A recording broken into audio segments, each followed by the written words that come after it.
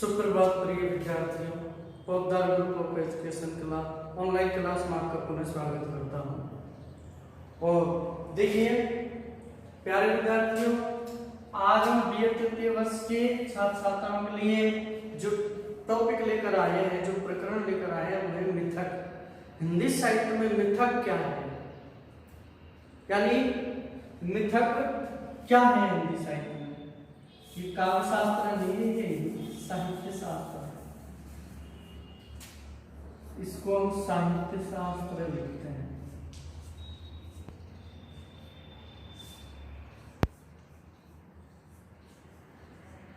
साहित्य शास्त्र। मिथक क्या है मिथक, तो आओ इस पर चर्चा करते हैं।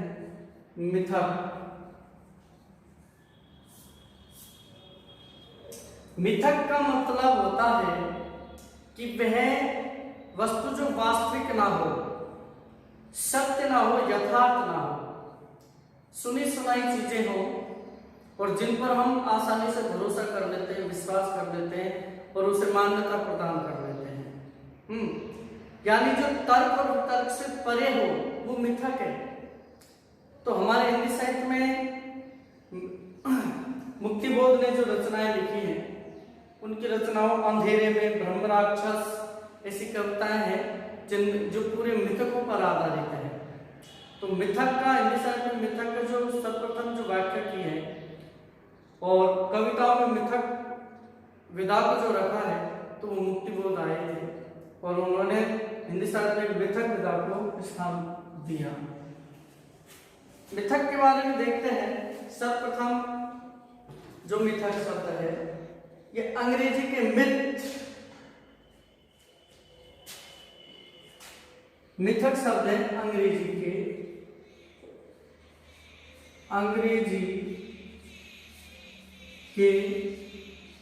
मिथ, अंग्रेजी को मिथ शब्द है। मिथ अंग्रेजी के मिथ और ग्रीक दूसरा है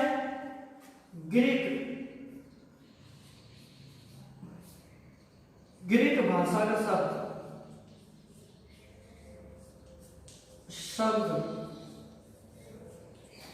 माइथोस,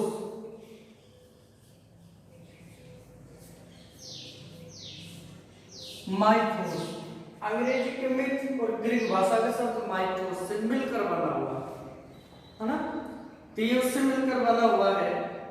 और अंग्रेजी के मिथ शब्द से और अंग्रेजी के मिथ शब्द को ग्रीक भाषा में माइथोस कहा जाता है और माइथोस से मिथक बना।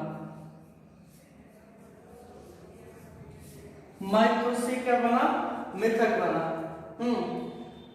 मिथक का जो प्रयोग है, इसका जो प्रयोग है, मिथक का जो प्रयोग है, कल्पित कथाओं के लिए होता है। कल्पित कथाओं के लिए।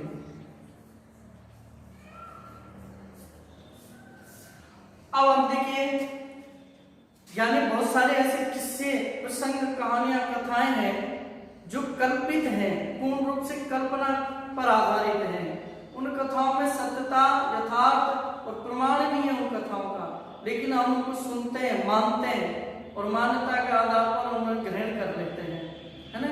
हमारे जितने भी वेद हैं, पुराण हैं, जो ग्रंथ हैं, हमारे पौराणिक जो कथाएं हैं, उनके कोई प्रमाण नहीं है, लेकिन हम पौराणिक कथाओं को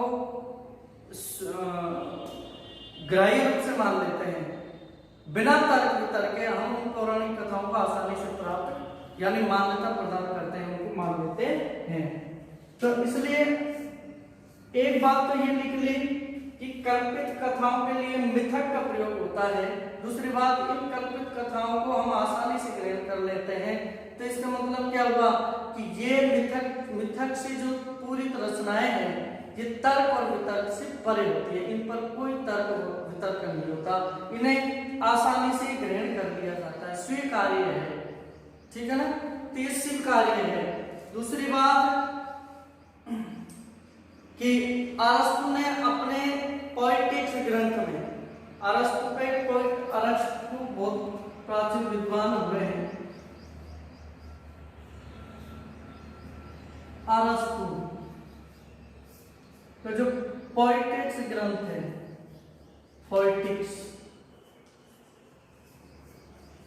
ये अरस्तु द्वारा लिखा गया पोएटिक्स।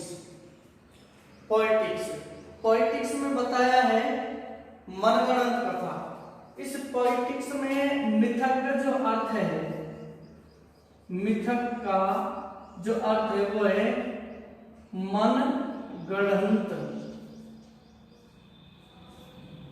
कथा, मनगढ़ंत कथा। अरस्तु ने अपनी पोएटिक्स में मिथक के बारे में कहा कि मिथक एक मनगढ़ंत कथा है। कैसी कथा है? मनगढ़ंत कथा है। ये मन के द्वारा काल्पनिक रूप से गढ़ ली जाती है और लोगों के सामने इसको सुना दिया जाता है, तो ये मिथक हो गया। ठीक है ना। दूसरी बात है कि मिथक अनुश्रुत कथा है। मिथक क्या है? अनुश्रुत कथा है। ये अनुश्रुत कथा भी है। अनुश्रुत या अनुश्रुत है। अनुश्रुत का मतलब होता है एक दूसरे से सुनकर चली आ रही, बहुत पुरानी पीढ़ी से जो सुनकर आगे चली आ रही है अब तक, जिसको बहुत पुराने काल से जिन कथाओं को सुनकर लोग अगली पीढ़ी में सुना रहे हैं, अगली पीढ़ी में सुना रहे हैं, सुनाते सुनाते वो कथा बहुत लंबे काल से चली आ रही है। उनका ना कोई प्रमाण है ना कोई अस्तित्व है। लेकिन ये जो अनुश्रुति जनश्रुति की जो कथाएं प्रसंग हैं वो सारे मिथक होते हैं। दूसरी बात कि ये किसी अतिमानवीय घटना से संबंधित होती हैं। ये किसी अतिमानवीय घटना से संबंधित होती है। अतिमानवीय का मतलब होता है कि ऐसा मानव जो इन कथाओं में मुख्य पात्र की भूमिका अदा करता है, जिसके इर्द गिर्द पूरी कथाएं गुथी गई है, पूरी कथाएं संचालित रहती है। तो ऐसी कथाएं जो अतिमानवीय पर केंद्रित होती हैं या अति घटना पर केंद्रित होती हैं, वो सारे मिथक कथाएं होती हैं। कौन सी होती हैं? मिथक कथाएं। ठीक है ना। अब देखिए मिथक कथाओं की कुछ विशेषताएं, इन मिथक की कुछ विशेषताएं हम यहाँ देखेंगे। एक एक विशेषता के बारे में हम यहाँ पढ़ेंगे।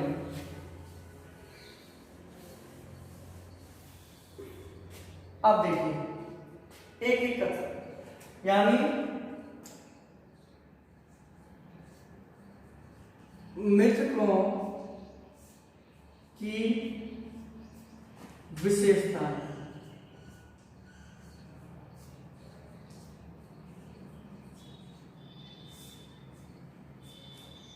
मिथकों की विशेषताएं नंबर 1 देखेंगे। हमें मिथकों की एक एक विशेषताओं के बारे में देखना है, जिससे कि मिथक हमारा स्पष्ट हो जाए क्या है मिथक। ठीक है ना। तो सबसे पहले हम पढ़ेंगे कि ये मिथक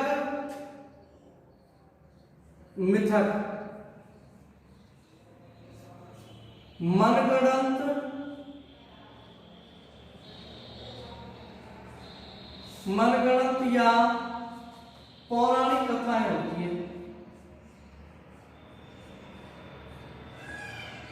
पौराणिक कथाएं होती हैं। मनगढ़ंत या पौराणिक कथाएं होती हैं। ये देखिए सबसे पहले कि मिथक क्या है, कि मिथक मनगढ़ंत या पौराणिक कथाएं होती है। पौराणिक तो हमारे पुराणों में जो बड़े बड़े कथाएं प्रचलित हैं, है ना, वो काल्पनिक हैं, काल्पनिक रूप से उनको रचा गया, उनका कोई प्रमाण नहीं है। दूसरी बात मनगढ़ंत, जो मन के द्वारा गढ़ी गई जो कहानियां हैं, कथाएं हैं, वो सारी कैसी होती हैं? मिथकीय होती है, मिथक पर आधारित होती है, यानी क्षण होती है, काल्पनिक होते हैं, जिनका कोई आधार नहीं होता। दूसरी विशेषता हम देखते हैं कि मिथक में अतिमानवीय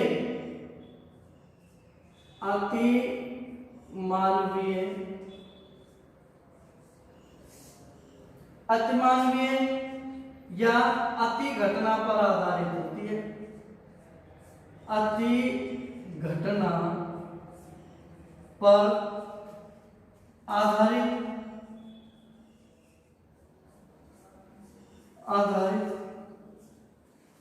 इसका मिथक की जो पौराणिक कथाएं, प्रसंग, किस्से, कहानी है, उसमें या तो कोई एक महान व्यक्ति होगा, है ना, जिसके इर्द गिर्द ये पूरी काल्पनिक कथाओं को बुना गया है।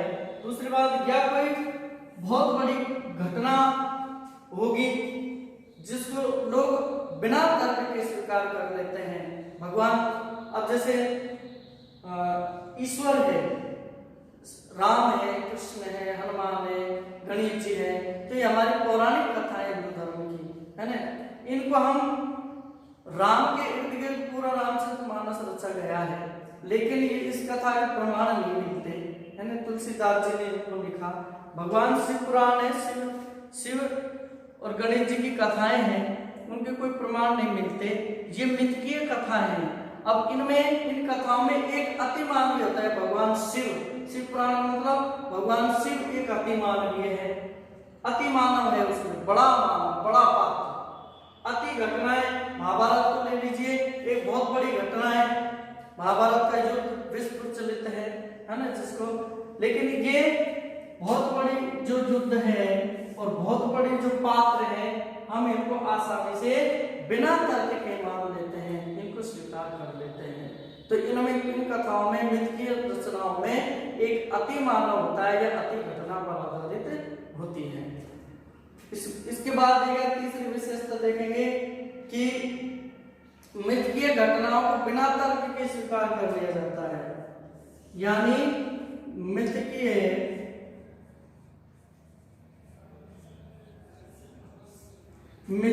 घटनाओं को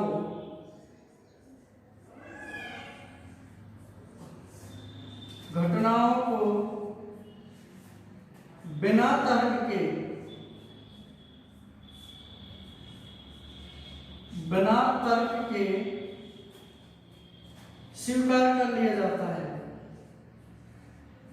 स्वीकार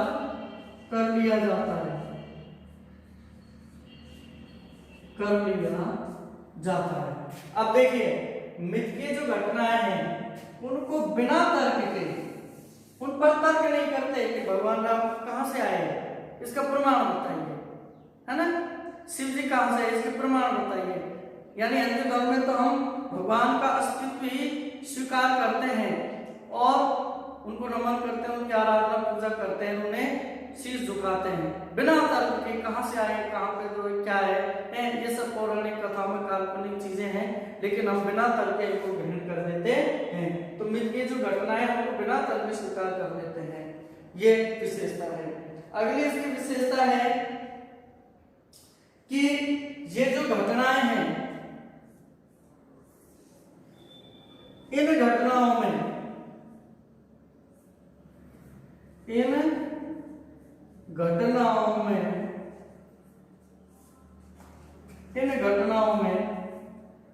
कौतूहल होता है, कौतूहल, ये घटना कौतूहल, इन घटनाओं में कौतूहल होता है, विस्मय होता है, विस्मय, ये घटनाएं विस्मयपूर्ण होती हैं, कौतूहलपूर्ण होती हैं, यानी इनमें कौतूहल होता है। इन घटनाओं में बार बार कहानी को रोचकपूर्ण बनाने के लिए कोई न कोई ऐसी कहानी या छोटी कहानी, कोई घटना घटित की जाती है जिससे कि पाठक वर्ग इसको पूरा इसको ग्रहण करता चला जाए। तो ये घटनाएं व्यक्ति को आकर्षित करने के लिए कौतूहलपूर्ण और विस्मयपूर्ण होती हैं, ठीक है ना। अब देखिए आगे, अगला इसका है कि इसमें, इन घटनाओं में मिथकीय जो रचना है, मिथकीय रचनाओं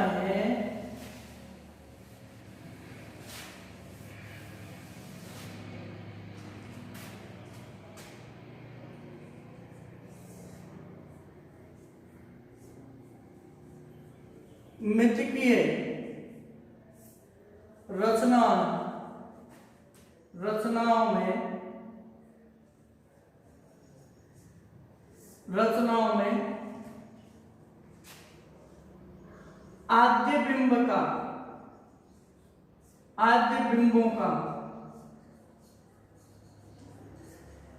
बिंबों का गुच्छ होता है, यानी इसका मतलब क्या हुआ, गुच्छ होता अब देखिए मिथकीय रचनाओं में जो मिथक रचना है उनमें आद्य बिंब का मतलब क्या होता है कि आद्यतन जो बिंब है, बिंब विधान में हमने पढ़ा बिंब क्या है, चित्रात्मक शैली। ऐसी शैली जो चित्रात्मक हो, ऐसे शब्दों का प्रयोग किया जाता है, ऐसा शिल्प जिसको पढ़कर एक हमारे सामने कोई दृश्य बन जाता है, यानी कोई रूप प्रकट हो जाता है, दृश्य उपस्थित हो जाता है। वो ऐसे दृश्यात्मक जो चित्र हैं, ये चित्र शैली है, ये चित्र शैली है। बिंब क्या है, चित्र शैली है ना। तो चित्र शैली में लिखे हुए यानी मिथकीय रचनाओं में अधिकतर बिंबों का प्रयोग किया जाता है, चित्र शैली का प्रयोग किया जाता है। आद्यतन वर्तमान नए से नए बिंबों का उसमें प्रयोग किया जाता है, जिससे पाठक वर्ग उसको पढ़कर आकर्षित हो सके, उसमें रुचि उत्पन्न हो सके, आनंदित हो सके, है ना, और वो उसके चित्त की गहराइयों तक उतर जाए। इसलिए आद्य बिंबों का इसमें अधिक से अधिक प्रयोग होता है। किसमें, मिथकीय रचनाओं में। ठीक है ना। अब अगला इसकी विशेषता ये है कि हाँ, मिथकीय रचनाओं में क्या होता है कि जो मिथकीय रचना है ज्यादातर किस पर आधारित होती है, अतिमानव। और अतिमानव कौन होते हैं, अतिमानव कौन होते हैं कि मिथकीय रचनाएं, मिथकीय रचनाएं मुख्यतः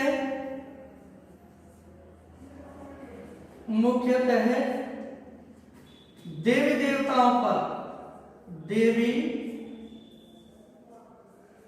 देवताओं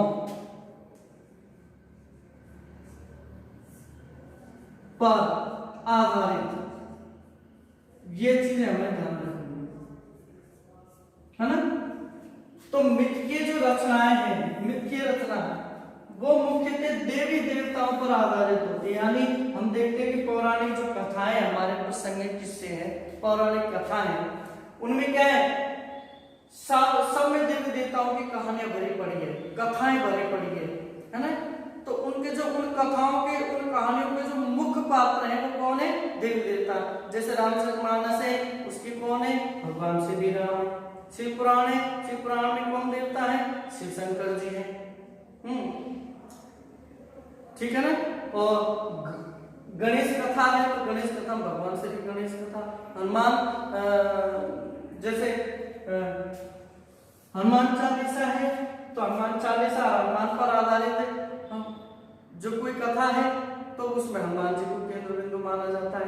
तो सारे देवी देवता इसमें मूलतः मिथकीय रूप में पाए जाते हैं, अतिमानवीय रूप में पाए जाते हैं। ठीक है ना। तो ये मिथक का बात है। अब देखते हैं, आगे देखते हैं।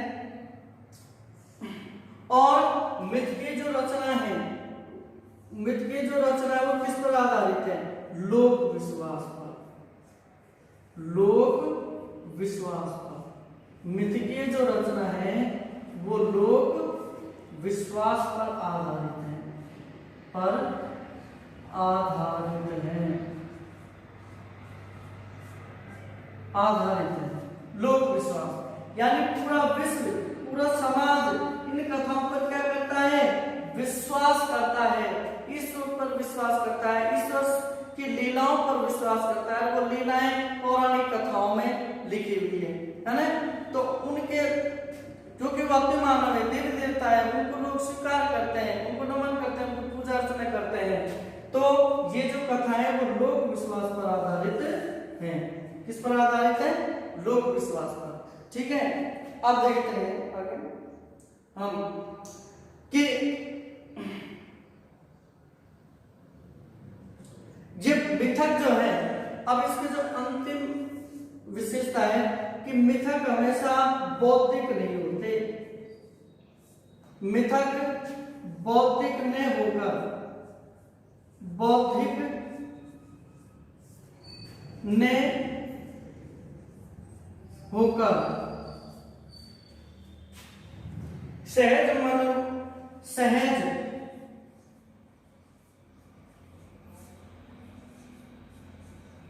मनोवृत्ति है, सहज मनोवृत्ति है।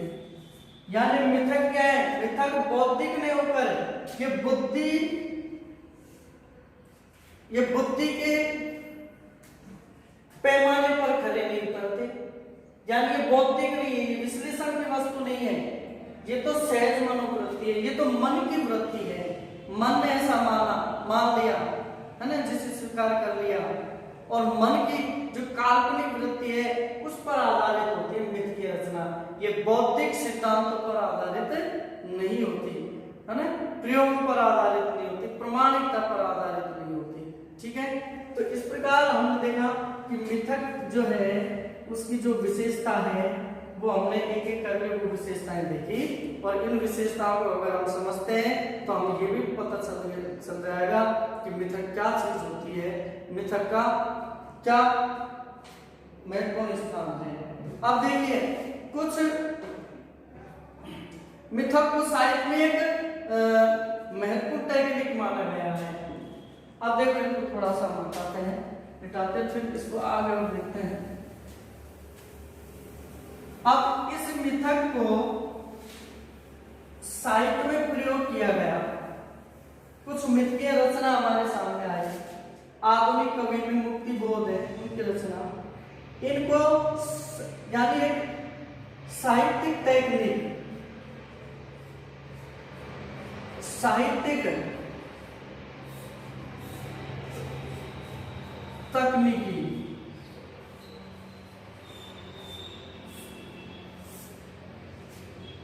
साहित्यिक तकनीकी के रूप में हम इसको देखते हैं, है ना।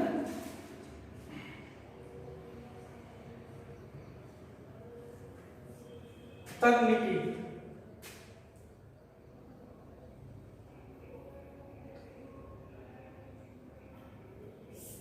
साहित्यिक तकनीकी के रूप में, इसमें मिथक को साहित्यिक तकनीकी के रूप में देखा जाता है और मिथक को एक विधा के रूप में, हिंदी साहित्य में विधा के रूप में ग्रहण कर लिया जाता है। और इस पर कई सारे कवियों ने अपनी रचनाएं लिखी, मिथ की रचनाएं, है ना। कहने का मतलब है कि जो साहित्यिक तकनीकी अचेतन मन को, अचेतन मन को प्रकाशित करने की तकनीक है। प्रकाशित करने की तकनीक क्या? मिथक। ये अचेतन मन को प्रकाशित करने की तकनीक, यानी अचेतन मन को चेतनता प्रदान करने की तकनीक है ना। जो अचेतन मन है उसको चेतनता प्रदान, यानी अनुभूति को प्रत्यक्ष अनुभव कराने की विधि है, अनुभूति को प्रत्यक्ष रूप से प्रस्तुत करने की विधि है। और हम देखते हैं कि कुछ मिथक के माध्यम से इतिहास की कुछ घटनाएं हैं जिनको कलात्मक रूप से प्रस्तुत करना मिथक पर आधारित है। उसी प्रकार देखते हैं कि जयशंकर प्रसाद का मिथ किए एक ग्रंथ है कामायनी।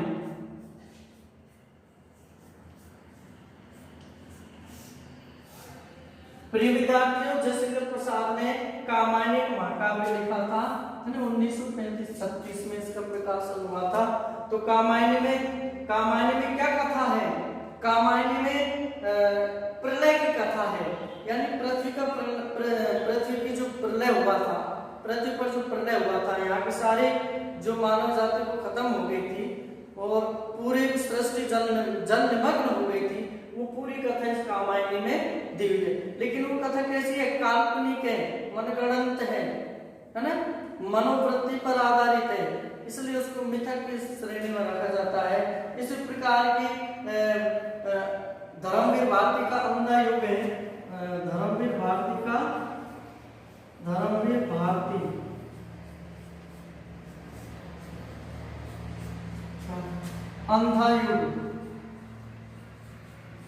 अंधा युग, ठीक है।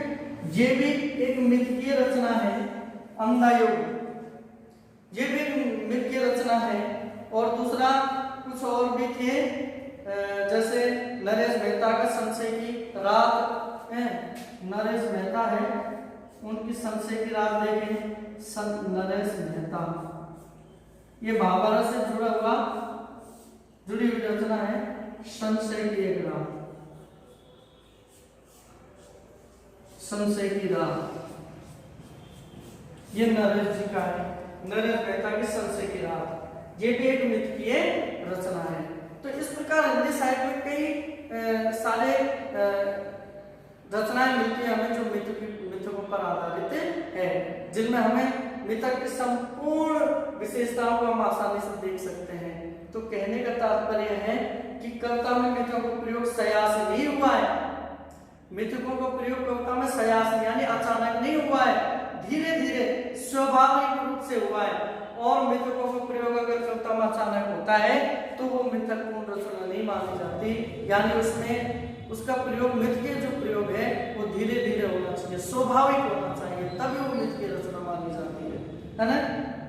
और काव्य का अभिनय होना चाहिए, मिथक की जो है वो काव्य का अभिनय होना चाहिए, इन्हें कवि की दृष्टि से जुड़ा होना चाहिए, क्योंकि कवि के जीवन से और कवि के मंतव्य से, चित्त से, मनन से, कवि की जो मनोवृत्ति है उससे जुड़ी हुई तकनीक है मिथक, ठीक है ना। तो कवि से जुड़ा होना चाहिए और ये सारे गुण आते हैं तभी एक कलात्मक मिथ की रचना बन पड़ती है, तभी एक कलात्मक रचना हमारे सामने उपस्थित होती है।